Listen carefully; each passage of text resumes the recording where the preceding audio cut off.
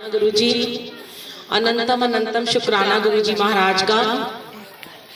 गुरु जी महाराज ने आज यहाँ पे सेवा ली है आंटी के यहाँ गाजियाबाद में, और बहुत सारा शुक्राना सारी संगत का जिनको गुरु जी ने यहाँ पे बुलाया। जब गुरु जी आते हैं ना संगत जी, तो बहुत सारी खुशियां लेके आते हैं। आप सोच भी नहीं सकते हैं कि कैसी कैसी, आपने कभी जिंदगी में नहीं सोचा होगा आपको क्या ब्लेसिंग मिलेंगी। और मुझे लगता है कि आज ना यहाँ पे शायद सारे लोगों को ना ऐसी ब्लेसिंग मिलने वाली है कि इतने सारी संगत जी बोल रहे थे कि हम नीचे नहीं बैठ सकते हैं। तो उनके आने से पहले ही ना मैंने यहाँ सारी कुर्सियां हटवा दी थी कि मैंने बोला गुरु जी के सामने हम नहीं बिठाते किसी को। तो बहुत सारी संगत जी ने कहना माना और वो नीचे बैठ गए। और वो शायद ये कह रहे थे कि हम तो बहुत बीमार हैं, हमारे घुटने दर्द होते हैं, हम बैठ ही नहीं पाएंगे। पर गुरु जी की तरफ से ना मैंने ये प्रॉमिस किया संगत जी को, और अभी उन संगत जी से मैं शुक्राना भी करवाऊंगी, क्योंकि वो अपना एक्सपीरियंस बताएंगे कि जो नहीं बैठते हैं उनको आज बैठने से कौन सी ऐसी दात मिली है, ऐसा कौन सा चमत्कार होता है कि गुरु जी के मंदिर में जब हम जाते हैं, गुरु जी के सत्संग में जब हम जाते हैं, तो पहले तो आपको पता होगा, मुझे लगता है यहाँ पे ना कुछ बहुत सारी नई संगत भी जुड़ी हुई है। तो जब हम गुरु जी के, आप छतरपुर से आगे जाके भाटी माइंस में ना गुरु जी का मंदिर है, तो वहां पर जो लंगर, अभी तो बंद हो गया था वो मंदिर, क्योंकि वहां पर अभी लॉकडाउन में मंदिर बंद था। अब खुल गया है, मंडे और फ्राइडे को खुलता है, और शायद सैटरडे को भी खुल रहा है। तो क्या था कि अभी फरवरी में हमने सुनने में आ रहा है कि मंदिर सबके लिए ओपन हो जाएगा, अभी ई पास से बुकिंग है। पर संगत जी आपको ये पता होना चाहिए कि गुरु जी का जो बड़े मंदिर है ना, वहां का जो जल प्रसाद है जो आपको यहाँ मिला है, वो गुरु जी ने भोग लगाया। यहाँ जो चाय प्रसाद मिलता है, जो भी आपको नमकीन, और अब जो लंगर प्रसाद मिलेगा, वो सब गुरु जी को जब ऐसे ही वहां भी भोग लगता है तो वो एक मेडिसिन बन जाता है, वो एक अमृत बन जाता है। आप सोच नहीं सकते कि गुरु जी ने आपके आने से पहले ही किस किस के लिए दवाई तैयार की हुई है। अब एक दो आंटियां कह रही थी हम चाय नहीं पीते हैं, जबरदस्ती दी, उन्होंने पी भी ली, पर एक आधी आंटी ने नहीं भी पी। तो उन्हें नहीं पता उन्होंने आज क्या खोया, क्योंकि गुरु जी ना, कोई कहता है मुझे शुगर है, तो गुरु जी ना उनकी शुगर को ठीक करते हैं ज्यादा कड़ा प्रसाद खिला के, ज्यादा हलवा प्रसाद खिला के ना उनको ब्लेस करते हैं। चल नहीं जय गुरु जी, शुक्राना गुरु जी, कोई बात नहीं, जैसा गुरु जी का हुक्म होगा। मैं एक्चुअली YouTube पे मेरा चैनल है बुलबुल आंटी सत्संग के नाम से, तो जो लाइव सत्संग होते हैं, जो भी हम गुरु जी की महिमा शेयर करते हैं, वो हम वहाँ पे डाल देते हैं। मेरे को दिखा दो एक बार, संगत की तरफ घुमा लो। हाँ, तो गुरु जी का हुक्म होता है, ये भी हम क्या शेयर कर रहे हैं, क्योंकि आपको पता है किसी भी माध्यम से ना गुरु जी सत्संग सुनवाते हैं। कहते हैं कि सुनाने वाले से ज्यादा सुनने वाले को वो ब्लेस हो जाता है, क्योंकि हमारा तो काम है, हमारे तो जीवन ही सत्संग बन के रह गया है। ये रोज के एक्सपीरियंसेस हैं जो हम शेयर करते हैं, क्योंकि हम रोज सेवा में जाते हैं, रोज हमारे यहाँ अमृत वेला होता है। ये सारी संगत जो सेवादार है, ये सब अमृत वेला में उठे हुए हैं, सुबह के उठे हुए हैं 4 बजे के, और फिर सेवा में गुरु जी बुलाते हैं। तो अपने एक्सपीरियंसेस है कि हमें क्या मिला। बहुत सारे ऐसे सत्संग जो मैंने YouTube पे डाले हैं, पर आपको मैं गुरु जी के मंदिर के बारे में बता रही हूँ कि वहां पर जो लंगर प्रसाद और जो चाय प्रसाद, जल प्रसाद मिलता है, वो आपकी कैंसर जैसी हमारी भयंकर बीमारी को भी जड़ से खत्म कर देता है। ऐसे ऐसे सत्संग है। एक मेरा पार्ट नंबर 31 है, आप सुनिएगा। 2.5 साल की बच्ची का कैंसर कैसे ठीक किया गुरु जी ने 21 दिनों के अंदर।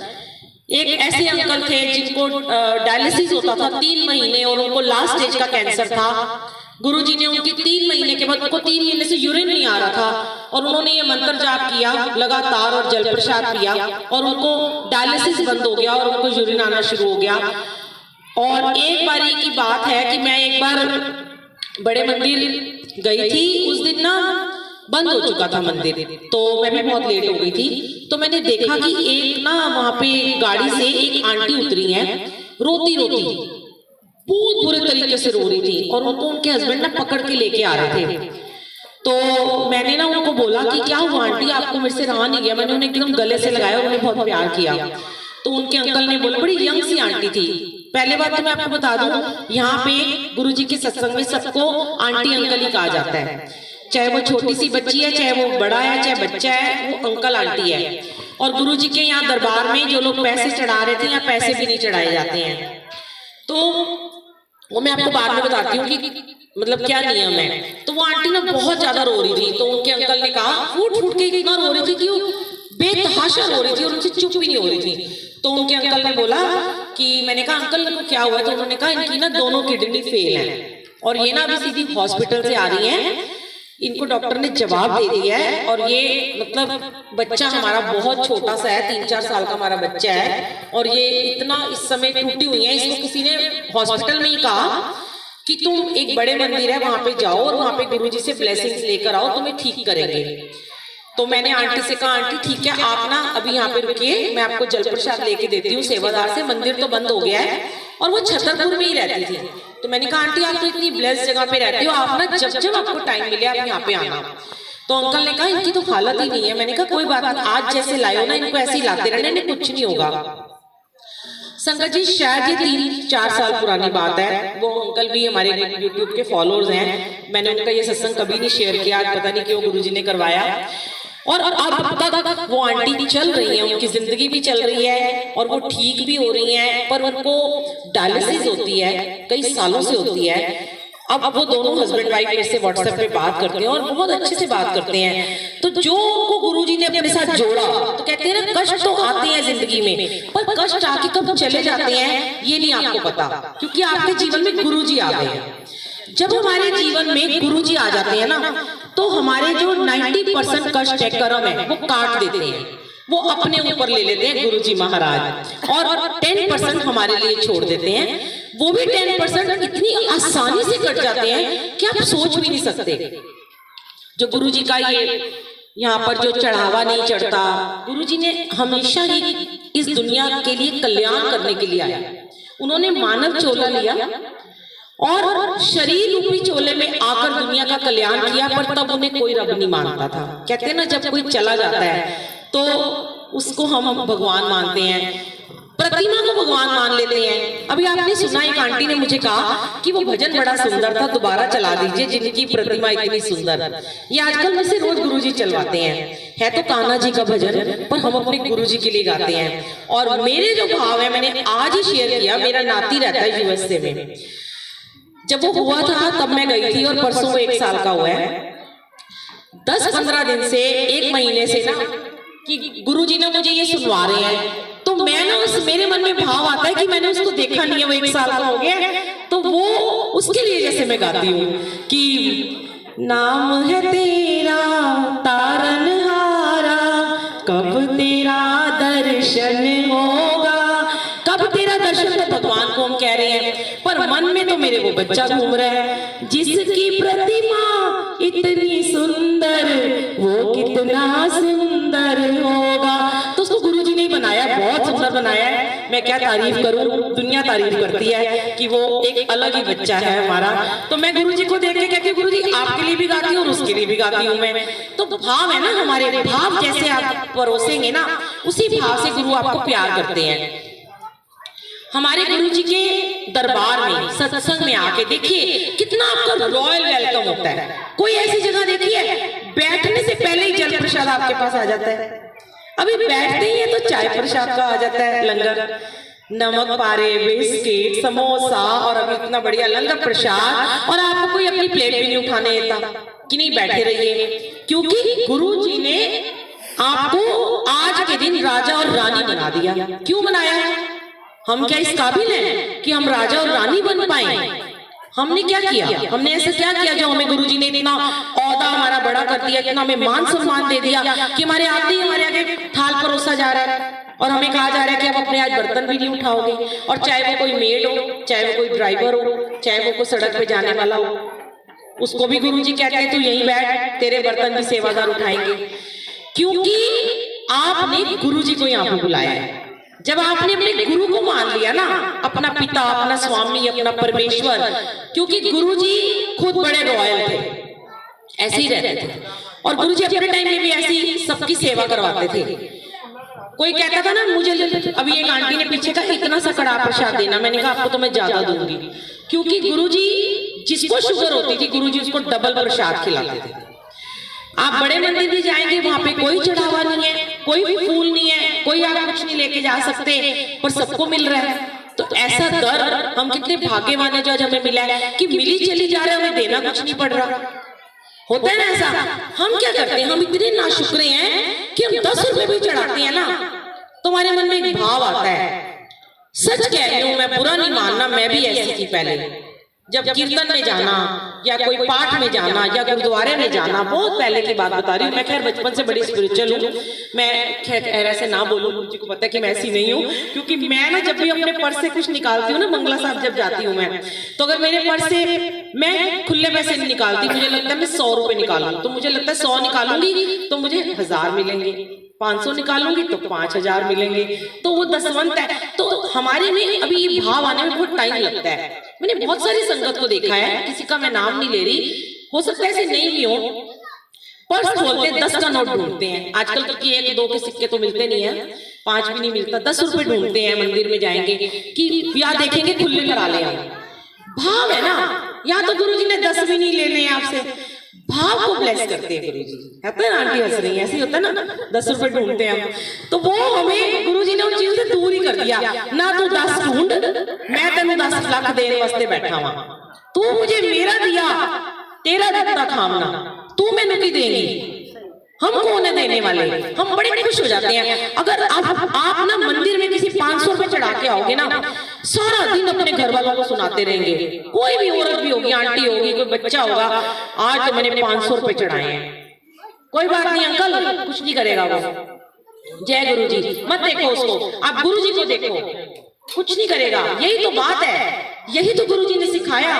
ध्यान है ही नहीं, ध्यान एक का ध्यान ऊपर गया, सबका ध्यान बंदर की तरफ चला गया। अरे आपको पता है गुरुजी के बड़े मंदिर के बाहर किसी बहुत कम लोगों को पता है हनुमान जी का पैरा है। आज साक्षात गुरुजी आए हैं, मैंने कभी नहीं देखा किसी सत्संग में बंदर आया हो। मोर आते हैं तो गुरुजी की प्रेजेंस है, बटरफ्लाई आती है गुरुजी की प्रेजेंस होती है, आज बंदर आ गया तो हनुमान जी ने दर्शन दिए ना आपको। ध्यान लगाइए बस, अब कोई सत्संग बोल रहा है उसको सुनिए तो सही। मेरा क्या, मैं तो बोलूंगी फिर चली जाऊंगी, यूट्यूब पे डाल दूंगी, जिसको सुनना सुन लेगा। क्या पता आप में से किसी को एक छोटा सा आंसर मिल जाए मेरे सत्संग से। क्या पता अगली बार आप जब सत्संग में जाओ तो आप बोलो कि नहीं, एक आंटी आई थी, उसने कहा था ये लंगर प्रसाद खाना है, अब हम अगली बार जरूर खाएंगे, और अगली बार हम ध्यान लगाएंगे, इधर उधर नहीं देखेंगे, है ना। अभी तो अंकल का तो बहुत यार ध्यान भटका हुआ है, जिनके घर में सत्संग है, बड़ी टेंशन है उनको। होता है अंकल, पहली बार जब सत्संग कराते हैं हमें भी होती है, बन रहा है कि नहीं बन रहा। वो देखिए कितने वहां सेवादार खड़े हैं, है ना। आप ध्यान लगाइए बस, जब आपने ध्यान लगा लिया ना गुरुजी की तरफ, असली ब्लेसिंग तब मिलेगी आपको। ये दुनियादारी है, ये कुछ नहीं करेंगे। आए हैं ना, इनकी हाजिरी, इनकी ब्लेसिंग है, आएंगे मत्था टेकेंगे, आए हैं प्रसाद खाए, थैंक यू बोलेंगे, जाएंगे। इनमें से कितने आज जुड़ेंगे ना, वो असली आपको ब्लेसिंग मिलेगी। जितने आज यहाँ से जुड़ जाएंगे गुरुजी से, वो ब्लेसिंग आपके लिए। मैंने आंटी को यही कहा था, आंटी ऐसी संगत को बुलाना जो गुरुजी को ना जानते हो। अक्सर लोग क्या करते हैं, सत्संग कराते हैं, ऐसी संगत को बुलाते हैं। मुझे बहुत सारे लोग फोन करते हैं, आंटी जी जो गुरुजी को मानते हैं ना, हमने बस उन्हीं को बुलाया है। और मैं बहुत अपोजिट हूँ, मैं बोलती हूँ आंटी ऐसी संगत को बुलाना जिनको गुरुजी के बारे में कुछ भी नहीं पता, ताकि जब वो यहाँ से जाएं तो ये गुरुजी महाराज को अपने साथ अपने घर लेके जाए। और फिर आपको जो ब्लेसिंग मिलेगी ना, इन सब का ब्लेसिंग का क्रेडिट जो आपके अकाउंट में आएगा, वो पैसों से और खजाने से बहुत बढ़ के होगा, पता नहीं कहाँ ले जाएगा आपको। तो इसीलिए संगत जी, अगर आज आपको लगता है कि गुरुजी ने कुछ भी आपको ब्लेस किया, देखिए ब्लेस कैसे आप कहोगे, अभी तो हमारे अभी कैसे ब्लेसिंग मिलेगी। अगर आपका भाव सच्चा है ना, आप आज अपने भाव से कहेंगे ना, गुरुजी आज हमारे साथ हमारे घर ही चलो, हमें तो कुछ भी नहीं पता, हमने तो बहुत आपका नाम सुने, एक आंटी आई थी बहुत बोल रही थी आपके बारे में, आपकी महिमा सुना रही थी, आज आप हमारे साथ हमारे घर चलो। और जब आप ये जो गुरुजी का मंत्र जाप जो भी आपने किया था, इसको कंटिन्यूस करेंगे, घर में सारा दिन चला के रखेंगे, सुबह दोपहर शाम रात। देखिए मेरे को ना मुसलमानों की ना एक बात बड़ी अच्छी लगती है, वैसे हम लोग हिंदू हैं तो मुस्लिम को हम पसंद नहीं करते हैं, पर मैंने पहले भी शेयर किया है, हम लोग फिर इतने नाशुक्रे हैं। मुस्लिम की एक बात इतनी अच्छी है कि वो 5 बार नमाज जरूर पढ़ते हैं, कुछ भी हो जाए जिंदगी में। हमारे यहाँ बुटीक में टेलर होते हैं, वो काम छोड़ के जाएंगे नमाज पढ़ेंगे। कहीं कोई काम कर रहा होगा, अपना काम छोड़ के नमाज 5 मिनट क्या नमाज पढ़े, तो परमात्मा को याद करते हैं। वो पाप कर रहे हैं, जो भी कर रहे हैं, वो भगवान जानते हैं क्या कर रहे हैं। पर किसी की ना हमें अच्छाई लेनी चाहिए, बुराई नहीं लेनी चाहिए। बुरा है ना, बुरा जो देखकर मैं चला, मुझसे बुरा ना कोई, जो मन खोजा अपना। तो कहते हैं वो बुरा जो कर रहे हैं उसको छोड़ दे, जो अच्छी चीजें वो ग्रहण कर लो। तो हम सुबह दोपहर शाम रात अपने घर में मंत्र जाप चलाएं, अमृत वेला करें, सवेरे उठें अमृत वेला में मंत्र जाप चलाएं। उस जाप को चला के जल ऐसे रखे, जल रखें, जोत जगाएं, नहा के आपकी विश ना पूरी हो 40 दिन में तो आप मुझे कहना।